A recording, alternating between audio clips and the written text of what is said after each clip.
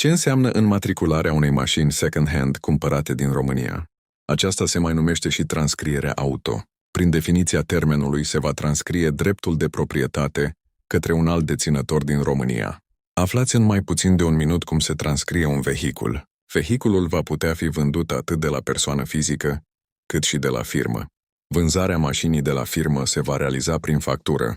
Din partea unei persoane fizice, se va realiza contractul de vânzare-cumpărare. După realizarea contractului, vehiculul va fi scos de la Direcția de Taxe și Impozite.